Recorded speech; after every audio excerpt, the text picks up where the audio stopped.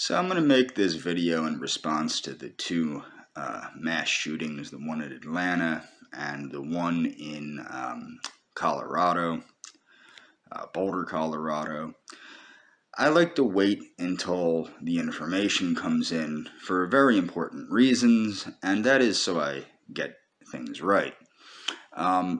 Basically, what I want to point out is two things. Number one, not all mass shooters are white. If by white we mean people of Northern and Western European descent. What's funny with the gentleman from Boulder is that he was a Syrian. Now, the Syrians are either disenfranchised non-whites or crazed white supremacists, depending on how the media wants to take it. But the obvious, what I believe is the obvious motivation behind the gentleman and the motivation behind the shooting in Boulder, Colorado, was that the dude was bullied by white people. In fact, it's clear to me that that was his motivation, that he did not like the people in the community because of things that had happened to him in school where somebody called him an ethnic slur. He may or may not have been mentally ill. I would think, obviously, there's something wrong with the gentleman if he does what he did, of course, but I think that the motivation was hatred of white people, of white Americans, and I think that's obvious. I think he was targeting white Americans, and I think the media has to stop the victim blaming, okay? Now, people might go, what do you mean, the victim blaming? Whenever a white person is the victim of a shooting by a person of color, they tend to blame the people that shot them or stabbed them. There was a stabbing in Philadelphia, a Schellinger guy. I'll look for it to leave a link in the description, who allegedly, not proved to, have called an African American youth a slur. So the youth stabbed him to death, didn't do any time, got let right out of prison. Okay, so I don't remember his first name. His last name was Schellinger. That was in Philadelphia. And then another instance happened. The guy's name was like Lawn Chair or something. That's why it sticks out, because the guy's name was something like Lawn Chair. And what did he do? He was guilty of not having anything on him to be taken when he was mugged, when he was held up at gunpoint while walking his dog in Philadelphia. Okay, so those are two instances. Now, the thing is, people have to stop blaming the victims and start recognizing that murder is not... Well, the reason I brought up the lawn chair guy is because his mother was interviewed, and she goes, he didn't say anything wrong, he didn't have any money on him. What people don't understand, whether or not somebody calls somebody a racial or ethnic slur, white people get called racial slurs and ethnic slurs all the time by black people, okay?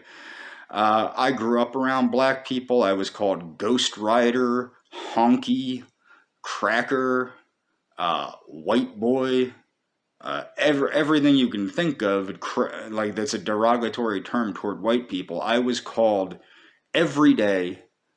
And at school, when I went to a school that was predominantly blacks and some Hispanics, but no whites, I was probably called something 100+ times a day. Did that cause me to respond with violence? No, the violence caused me to respond with violence. When they tried to perform acts of violence on me, that caused me to react violently, okay? So somebody calling you a name is not an appropriate reason to commit an act of violence. That's what people need to understand. And that's the thing, is people need to understand that regardless of whether somebody called somebody a name, that doesn't give somebody the justification to kill them.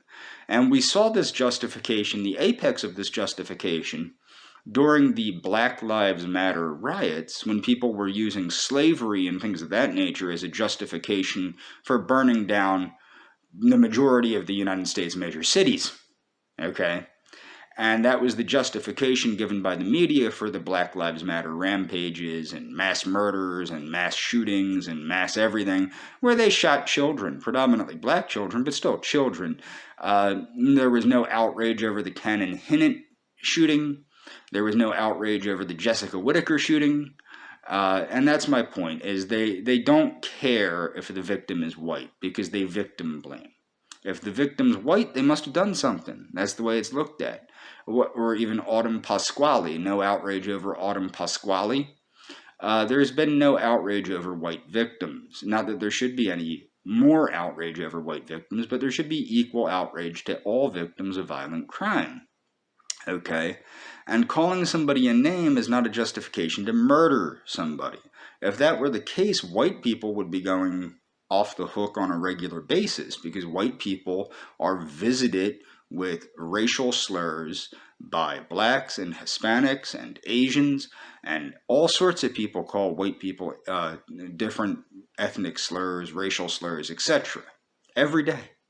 Okay? And we're told, or we're programmed to not react, or we're programmed to think that we're somehow oppressing these people that have the authority to do what they like to us, but we can't even do so much as voice our disgust for their inability to commingle with us in an appropriate manner in the workplace, in the school setting, etc. As for the dude in Atlanta, they were hot and bothered to get the guy to be considered a white supremacist. He was not. He was a sex addict. He was a crazed sex addict. And this is, again, one of the dangers of evangelical Christianity and the denial of sexuality. He was a crazed sex addict. Not necessarily that it was Christianity's fault. This is a common motive for murder of sex workers. Luckily, this guy was stopped, because he seems like the kind of person that probably would have kept going if he didn't do something so big that got the attention of the police, and he was caught immediately. So that's a thing there. But the thing with that is they want to consider the guy a white supremacist, but the motivation was actually far more mundane. He was just a lunatic that was obsessed with sex and felt guilty about sex and decided that for some reason that would, I don't know exactly what the motivation was, but it was not a racial motivation. He was very clear of that. It's also, what's his face, Jeffrey Dahmer, who victimized people, minorities primarily, blacks and Asians, well, not predominantly, but he victimized a lot of blacks and Asians and things like that. And when he was asked in the interview if he was a racist, his response was, "Oh no, I'm not a racist." He was fine with being a cannibal, but not a racist. My point is that people need to get a hold of themselves and take a reality check of who are the real victims of racism in this country. It's not the blacks, it's not the Hispanics, it's not the Asians. The real victims of racism, where it's institutionalized and legal through affirmative action, and through this new equity crap that Biden passed, it is only white Americans that are the primary victims of these laws. Now, in some sense, East Asians and East Indians are becoming victims in education process, because they're not being given the favored treatment because they tend to be smarter and better at taking tests than other folks. So they're lumped in with whites. They're discriminated against in education, but not in hiring and promotion. But in some cases in education they are. If they're a science teacher or something, they're not wanted to be hired because there's enough of them in the workforce. But my point is the real victims of racism in this country are whites, and have continued to be whites for the past 100 years or so. And victim blaming is not going to stop this crap. The only thing that will stop this crap is when people get honest. Number one problem with gun violence is to admit where it's coming from. It's not coming, despite mass shooters, the brunt of the lion's share of gun violence and gun fatalities is not coming from police on police on suspect shootings. It's not coming from mass shootings like the ones with the the Syrian dude and the dude from Atlanta.